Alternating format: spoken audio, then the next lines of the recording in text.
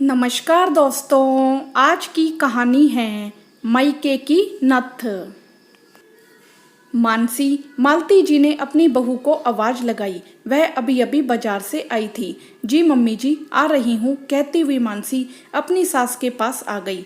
देखो, यह साड़ी तुम्हें पसंद है? मालती जी ने मुस्कुराते हुए मानसी को साड़ी का पैकेट पकड़ा दिया। मानसी ने पैकेट खोला। साड़ी देखते ही उसका चेहरा खुशी से चमक उठा। पैकेट में बहुत ही सुंदर पिंक कलर की बनारसी साड़ी थी। अपने मनपसंद रंग की साड़ी पाकर मानसी ने अपनी सास से कहा, साड़ी बहुत ही सुंदर है मम्मी जी।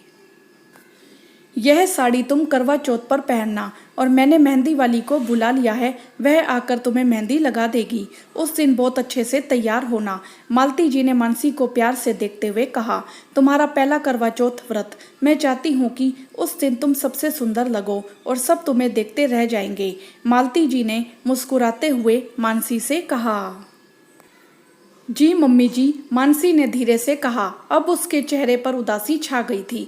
मानसी का उदास चेहरा देखकर मालती जी ने पूछा, क्या हुआ बेटा? अभी तो तुम इतनी खुश थी, अचानक क्या हुआ कि तुम उदास हो गई? कुछ नहीं मम्मी जी, बस ऐसे ही, मानसी ने बात टालते हुए कहा।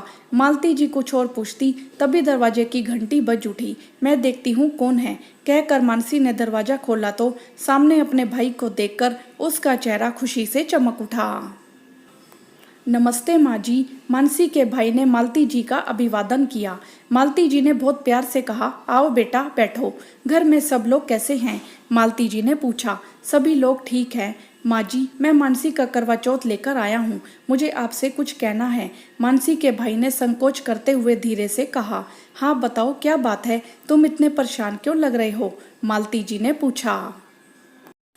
माँ जी, हम लोग नथ नहीं बनवा सके, उसने धीरे से कहा।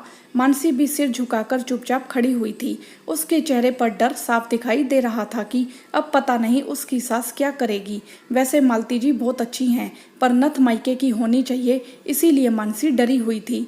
मालती जी ने आश्चर्य से पूछा, तुम लोगों से नथ बनवाने के लिए किसने कहा था? मालती जी ने मानसी की ओर देखते हुए पूछा। मैंने कहा था मम्मी जी, मानसी ने धीरे से जवाब दिया।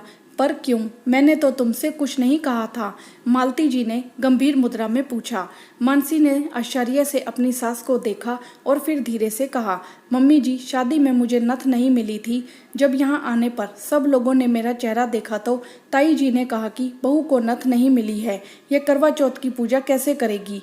नथ तो मायके की होती है। उस समय आप वहाँ पर नहीं थी।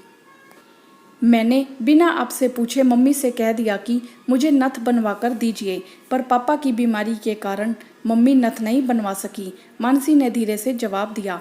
मालती जी का चेहरा गंभीर था, उन्होंने कोई जवाब नहीं दिया। मालती जी को चुप देखकर मानसी डर गई। मानसी, तुमने मुझसे क्यों नहीं पूछा? अब तुम्हारी शादी हो गई है, अब तुम्हें जो चाहिए हम लोग देंगे, तुम्हारे मम्मी पापा नहीं, उन्होंने अपना फर्ज पूरा कर दिया है। उन लोगों से किसी चीज की फरमाइश करना तुम्हारे लिए उचित नहीं है। तुमने उन लोगों से नथ के लिए कहकर अपने ससुराल वालों को शर्मिंदा किया है। वह लोग क्या सोचेंगे? हम अपनी बहू को नथ बनवाकर नहीं दे सकते? पहले तुम्हें मुझसे या अपने पति से पूछना चाहिए था। तुमने दूसरों की बातें सुनी और फैसला ले लिया। तुम्हारे इस निर्णय से तुम्हारे माता पिता को कितनी मानसिक पीड़ा से गुजरना पड़ा होगा, तुम्हें इसका शायद एहसास भी नहीं है। तुम्हारी इस बेवकूफ़ी के लिए मुझे तुम्हारे माता पिता से क्षमा मांगनी होगी, मालती जी ने कठोर शब्दों में मानसी से कहा। मालती जी की बातें सुनकर मानसी के और उसके भाई के चेहरे पर मालती जी के लिए सम्मान और श्रद्धा के भाव उभर आए। माँ जी, आप क्यों माफ़ी मांगेंगी? माफ़ी तो मानसी को आपसे मांगनी चाहिए। मानसी के भाई ने मालती जी से कहा, मुझे माफ़ कर दीजिए मम्मी जी, मुझसे गलती हो गई। आज के बाद मैं अपने मन की हर बात आपको बताऊंगी, तभी कोई निर्णय लूंगी, मानसी ने मालती जी से कहा। नहीं, मुझे तुम पर नाराज नहीं होना चाहिए था, पर तुम्हारी इस हरकत के कारण मुझे अपना समय याद आ गया, जब मेरी सास ने मुझे अपने मायके से नथ लाने के लिए कहा था। जब मैंने उनसे कहा कि बिना नथ के भी तो करवा चौथ की पूजा हो सकती है, तो उन्होंने नाराज होते हुए कहा कि नहीं हो सकती, और साथ में यह भी कहा कि नथ मायके की होनी चाहिए, और मुझे मजबूर होकर अपनी माँ से कहना पड़ा। उस समय मेरे पिताजी की तबीयत ठीक नहीं चल रही थी। मायके में आर्थिक तंगी थी, फिर भी मेरी माँ ने मेरे लिए नथ बनवाई थी। मैंने उसी समय यह निर्णय किया था कि मैं कभी भी अपनी बहू के मायके वालों को ऐसी स्थिति में नहीं डालूंगी जिससे उन्हें किसी तरह की कोई परेशानी हो, और तुमने वही परेशानी उन्हें दे दी, इसीलिए मुझे गुस्सा आ गया था। मालती जी ने अपने गुस्से का कारण बताया। यह सुनकर मानसी को अपने भाग्य पर गर्व महसूस हो रहा था कि उसे इतनी अच्छी ससुराल और इतनी अच्छी और समझदार सास मिली है। तभी मानसी के ससुर वहां आ गए और उन्होंने मालती को एक पैकेट पकड़ाया। मालती जी ने वह पैकेट मानसी को दिया और कहा, देखो इसमें क्या है। मानसी ने पैकेट खोला तो उसमें एक बहुत ही सुंदर बड़ी सी नथ थी, जिसे देखकर मानसी और उसका भाई एक दूसरे का चेहरा देखने लगे।